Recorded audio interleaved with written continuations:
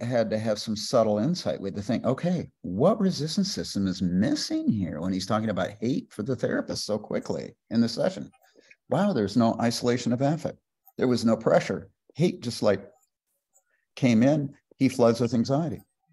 And then we could look at, he didn't report any cognitive perceptual disruption, but we saw that his speech began to race.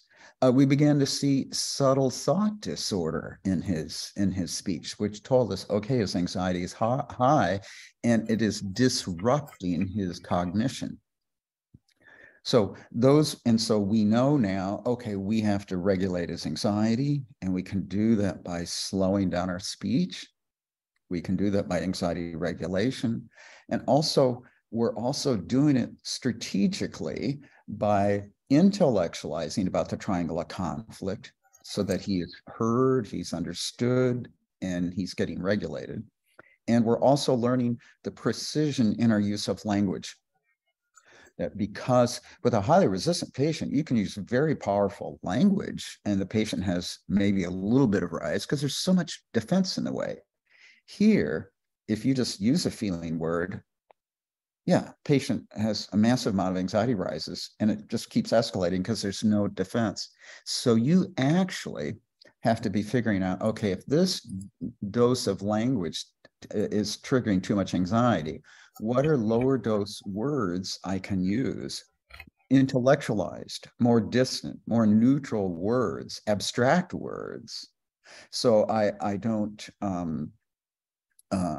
take the patient over threshold.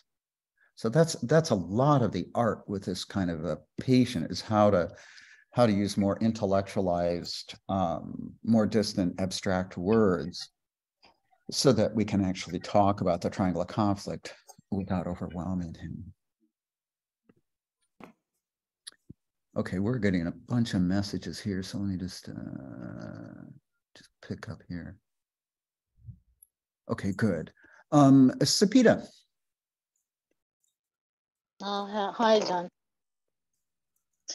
You were talking about slowing down the rate of speech. I remembered once we had a workshop with Alan, and he showed us one of his patients' videotape. The patient was fragile, and Alan said that he has a very high level of IQ, and because of that, Alan chose to talk very fast with the patient, and he just told us that you may ask why you're talking too fast, but the answer is this patient, the analyzing in his mind is too fast, and I have to talk in the same rate with him. And but the patient was fragile too. And my question is, are there any other factors we should consider when we are just talking with a fragile patient? Well, is there one kind of fragile patient, or is there a spectrum of fragility? Yeah, of course, there is a spectrum. Okay, so then you might think, right?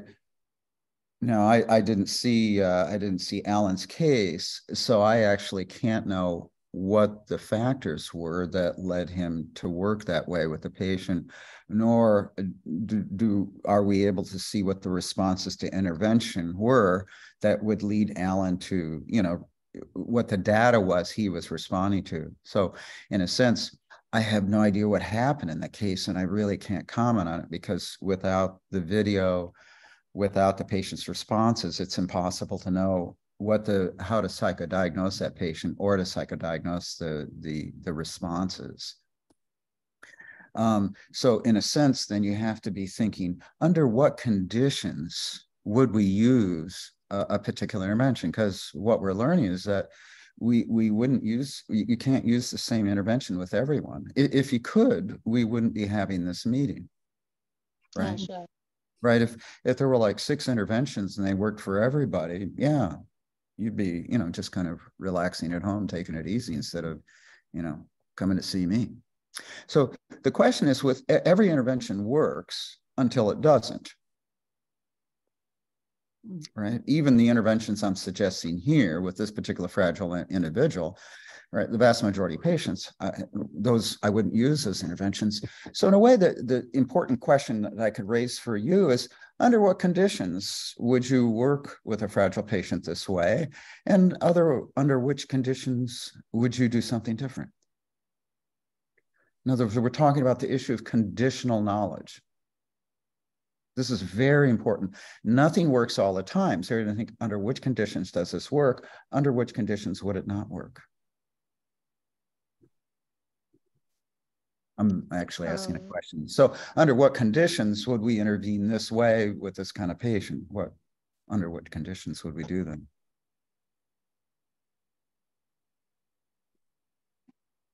I think we should pay attention to the answers we get.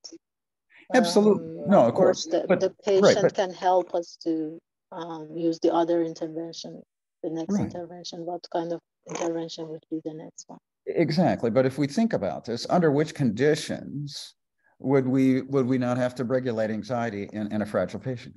Under what conditions?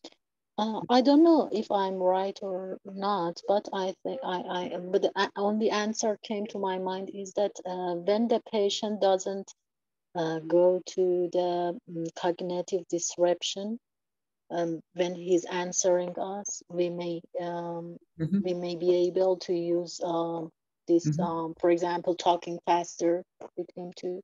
But sometimes the patient shows us that he cannot understand what is happening here, what is happening between us, and even what is happening within himself. So we should use a lower rate of speech then. Right. So yeah, that we wouldn't regulate anxiety if a patient, at that moment was not disrupting, because there would, at that moment with the fragile patient, if they're not disrupting, right? Yeah, there'd be no reason to regulate anxiety because they're actually not disrupting. Yeah, let's suppose they're able to intellectualize a little bit. What we saw here is the absence of intellectualization, which is why we have to install it. Yeah.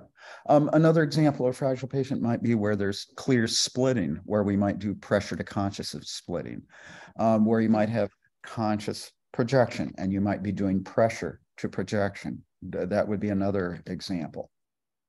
Yeah. So this is always an important thing for us to remember. Nothing works with everyone. So you're always having to think about, okay, if Alan did that in a case, like under what conditions would you do that? Under which conditions would you not? This is very important because oftentimes people will say, well, so-and-so did this. And I say, yeah. And under what conditions did that work, right? What was the specific psychodiagnosis where that intervention would work? Yeah. Sure, thanks. No, thank you. No, it's a really important, your question is a very important one because we're having what makes people are complex. So if you have a model that deals with the complexity of people, it's going to be a complex model. So then we're having to think, some people say, I don't